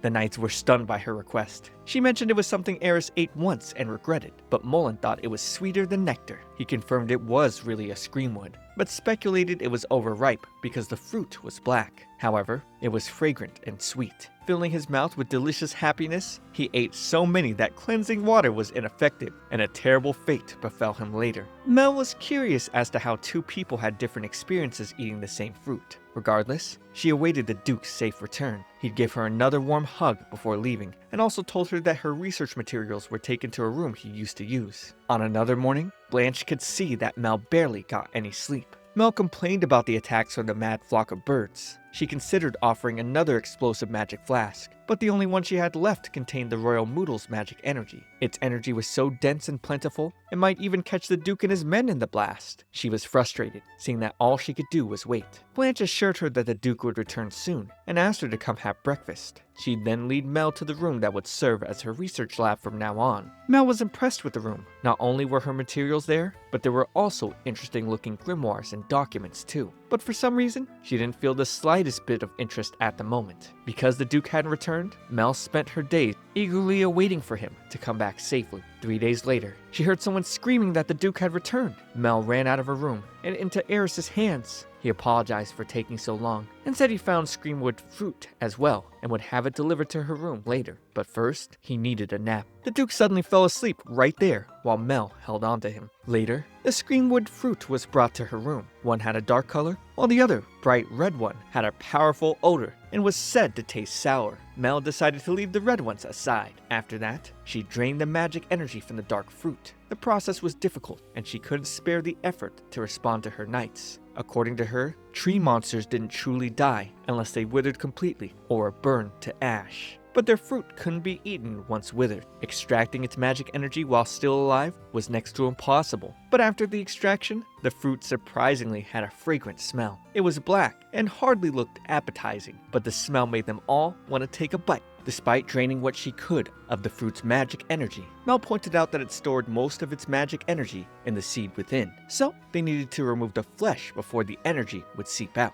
She'd bring out a magic energy meter to measure the magic energy content of the flesh. Lillian offered to help Mel after seeing her have a hard time peeling the flesh of the fruit. However, she would also have a hard time peeling. Blanche told her to use the heel of the knife and not the edge. Then, she demonstrated the proper way, as she explained that swords and kitchen knives were designed for different purposes. Mel explained that the device could detect the magic energy of whatever it pierces. Kind of like a food thermometer, there was a tiny hole inside the needle, and a magic circle within the device itself would activate. Mel came up with the design herself, wanting people to be able to consume monsters safely. It would be pointless if she hogged all the knowledge. Eventually, she'd like to spread devices like this, so that anyone could prepare monsters for consumption with ease. The big red gem on the device started glowing, meaning that the fruit had a lot of magic energy. Blanche would then slice the fruit in half to remove the seed, but as she did, the sweet scent of it made them all start drooling. It was rather different from the fruit the knights had eaten, which were far more yellowish green in color. The smell was also quite unique. Blanche recalled that they experienced no poisoning, paralysis, or hallucinations, so they choked down the fruit back then and used purifying water to heal some mild symptoms. However, Natalie added that the stench was so powerful that she could hardly remember the flavor. Hearing this, Mel speculated that the red fruit was unripe. She tested the fruit again with the device, and seeing no reading this time, she told them they could eat it without any fear of stomach aches. She took the first spoon to taste for poison, but Blanche insisted on doing it because she couldn't face the Duke if the princess collapsed. The three knights began to argue over who would take the first bite, but then Lillian quickly took the spoonful, squealing at how sweet the fruit tasted. The rest then decided to taste for themselves. The fruit's flesh was amazingly soft and a bit sticky as well. The color was a beautiful orange, and it looked a little translucent and juicy. Taking a bite, Mel was immediately thrilled by the sweetness, thinking it tasted like happiness, whatever that means. She now understood why Mullen said it was better than luxurious nectar. The princess decided to serve some to the Duke, feeling certain that he'd like it. She couldn't wait to share this joyous flavor with him. He's also had a wretched experience with it, so she wanted to overwrite those unpleasant memories. Mel covered the fruit with a piece of wood inscribed with a magic circle. It was to protect the cut surface from the air, preserving the fruit's freshness. Then, she'd placed the flask on top to cool it. Blanche suddenly apologized to Mel, revealing that she had doubted her at first. But Mel told them they didn't need to apologize. After all, they knew nothing about her, so she didn't blame them for thinking that way. Bringing up that they still didn't know her, Mel teased she might be plotting to commit evil acts, like opening all the windows. But they couldn't take her seriously, seeing her as just a mischievous child. She even went further to say that she might hate the Duke and return to her family's lands, not knowing Eris had entered right behind her at that moment. He was really sad here, asking if she was going to hate him and return home. Mel explained that she was just speaking hypothetically, and she'd never really hate him. She panicked, realizing she hurt him. The knights defended her and explained what happened. Lillian would tell the Duke how Mel smiled so wonderfully whenever she talked about him. The princess was too embarrassed to allow her to speak any further. With Eris laughing at her, she realized he was being mischievous all along. She tried to run away, but he'd catch her, letting her know that he was just teasing her. He overheard them having fun and felt a bit left out. Still, hearing her say she'd hate him wasn't good for his heart. Mel then asked how he even got in here, and then he showed her the interior door that connected her room to his, but he kept it locked most of the time. The gift he had promised her just happened to wake up. He was hoping to surprise her. He then presented her the Guardian of Galbraith, a serious puppy. Mel thought it was so cute. Eris had temporarily rescued it, as it was being attacked by the mad Burguignons in the forest. It was apparently separated from its parents, so he had the knights searching for them. Since they'd eventually return the puppy to the forest, Mel hoped they'd find its parents soon. She asked how the Sirius became the guardian of Galbraith. According to him, it was said the first Duke ruled the land with one. Ever since then, the Sirius has been the symbol of the family. Eris tried feeding the puppy goat's milk and beef, but it didn't take much to meet. He had never raised a Sirius puppy before, so he didn't know the right thing to do. Mel would suggest feeding it some monster meat, and so the knights left to get it prepared. Eris and Mel could now relax alone. The Duke caressed her, but she felt flustered, telling him the puppy was far more pleasant to touch. However, he preferred to touch her hair because it soothed him. It was the Lady of Galbraith's job to appreciate and soothe the Duke, but she couldn't help but feel embarrassed. Mel would then give him some screamwood fruit to try. He was elated from the first bite. The taste did wonders for his exhausted body. He could eat this forever. The two of them would enjoy the sweet taste of joy together. Soon after, the knights returned with food for the puppy. The princess was curious as to when it would reach adulthood, and Eris told her it would become independent in a year. Then, it would take about 4 more for it to be fully grown. Mel had never seen a fully grown Sirius in person, but she was sure they looked divine. When the puppy was done eating, it started behaving strangely, trying to dig a hole in the room. Seeing this, Blanche quickly told Lillian to get a rag,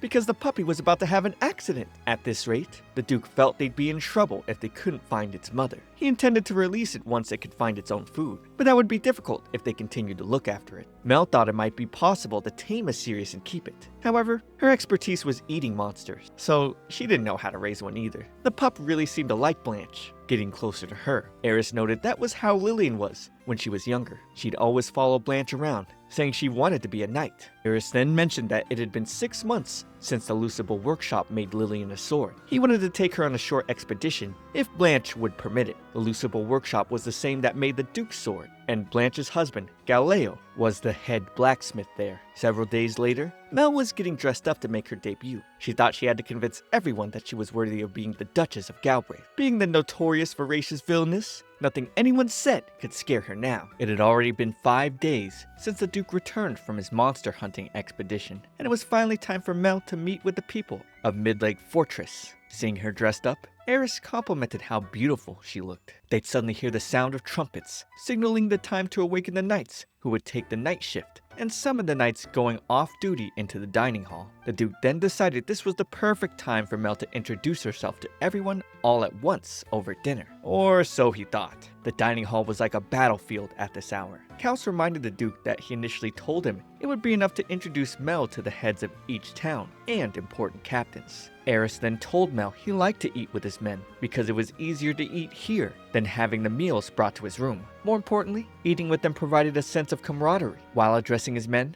Eris mentioned that he had asked a certain lady to fill the seat of Duchess, which had been empty for 4 generations, and she had accepted his proposal. He would then introduce Mel to them as the future Duchess of Galbraith, and he told them to treat her well. Just as she was about to address them, she suddenly felt overwhelmed by how big they were. So, she asked the Duke if she could stand on something to get a better view of the people in the back. However, she didn't expect him to lift her onto his shoulders. The knights started admiring how cute she was, and they teased the Duke, asking how he seduced her. But he let them know he followed the proper steps to propose to her formally. Mel would then calm herself and address them. She spoke of how delighted she was to accept the Duke's proposal, and while she knew nothing of the customs in life here, she wanted to learn them because this land would be her final resting place. In order to fulfill her duties as the Duchess and avoid embarrassing the Duke's family, she hoped everyone would provide her with guidance and encouragement. The brief silence afterwards made her feel uneasy, but the knights would then cheer her on. They asked her to dine with them. She didn't want to ruin the occasion, but Zeth and Mullen told her it was alright, especially since they had broken bread together, so there was no need for her to worry. The Duke also told her that some dishes had been prepared, and asked that they share together with everyone. Mel squealed with excitement, seeing the delicious food set before her, but she wasn't sure she could eat it all. However, the Duke mentioned that they'd be eating together every day from now on. Whatever she didn't try today, she could have at the next meal. That way, she'd have something to enjoy every day. Upon tasting the food, she absolutely loved the deliciously thick and juicy stewed flavor. The knights felt a bit awkward, being in the midst of all their flirting. Then, they would ask the princess about how Eris seduced her, and about how their romance began. She recalled meeting the Duke at the autumn banquet, and was captivated by him when he beheaded a mad backhorn in a single blow. His skill with the sword was so striking, and it all happened in an instant. He looked so handsome covered in blood, and that made her heart flutter. Obviously, this wasn't the kind of story the knights were expecting. Seeing the weird looks they gave him, Eris made it clear that he didn't tell the princess to say that. Just then, a huge man showed up behind him, and Mel feared it was a backhorn. However, it was actually Galeo Lucible, Blanche's husband. He'd take a seat at their table and congratulate them on their engagement. Eris then pleaded him not to be too mean to Mel. Meanwhile, the princess was thinking about how exactly Galeo planned to test her. Suddenly, Galeo brought out 2 jars of liquid with snakes inside. He made it clear that he wouldn't be breaking the workshop's tradition, especially not for some lady from the north. He planned to share a drink with her. Mel recognized the drink as Castile snake wine. She knew Castile snakes emitted waves containing magic power from the hood on their neck to incapacitate their prey. So, they were exterminated on sight in her hometown. However, this was her first time seeing one pickled in wine. Galeo had also heard from Blanche that the princess ate monsters. Although Kaus asked him not to be rude, Mel wasn't bothered. She had seen and experienced for herself the quality of blades forged at the Lucible workshop, and she desired her own sharp blade to butcher monsters, which was why she asked Blanche to introduce her to him. Galeo told her he only performed his craft for those he approved of. He would pour a glass of wine, asking her to show what she was made of. Mel then grabbed the cup and gulped its contents in one go. Surprisingly, she said it was delicious. Eris asked her not to overdo it, but she claimed she was fine. There was a flash of heat when the drink touched her mouth, but it wasn't as harsh as it smelled. She would pour another glass for herself, happily enjoying it. It was then that Kaus explained that the wine wasn't supposed to be drunk straight, but instead mixed with hot water. Afterwards, the knights mentioned how delicious the meal was, and were surprised when Mel mentioned it was monster meat. Mullen also let them know that she extracted the magic toxins from these monsters. Even Galeo admitted the food tasted delicious. Blanche then showed up, oozing a heavy aura of anger. She apologized on behalf of her husband, promising to make him reflect on his behavior at home. As he got dragged off, Galeo told Mel to bring the knife she was using to the workshop. Mel was so happy, seeing that he had approved of her, and the people of Galbraith had accepted her. The following morning, Eris rushed to check on Mel to see if she was alright from drinking last night, and she felt completely fantastic. He placed his forehead against hers, causing her face to turn red with embarrassment. A sound would come from the window, so Kaus went to check on it. A white ball of fur shot through the window, and it turned out to be the Sirius puppy. It was strutting on magic rainbow wings, which Mel had read about in an encyclopedia. The puppy then clung to her, and the Duke started petting it, but it nearly bit Kaus when he tried to get it away from the princess. Regardless, they'd have to return the puppy to the Urzenye woods once its mother was found. Later on, the Duke asked Mel to accompany him while he went to look for the Sirius puppy's mother. She was excited to go to the Urzenye woods, which she referred to as the Holy Land of Monsters. There were so many monsters she wanted to try, and she couldn't wait. Thanks to the Duke, she could continue her research and prayed for her mother to watch over her. Wow, look at that, guys. They're an ideal couple that rules over a land and has a dog. Another series that looks cute, has a promising start, but is filled with absolutely nothing. I saw this post on my anime list where a negative reviewer called it Surf Dracula, the animation. I think it describes the whole series perfectly, and I'm just gonna leave it here for you if you want to read it. Subscribe for more content, but for now, watch this next video. It's me, ComfyTea. I'll see you all in the next one.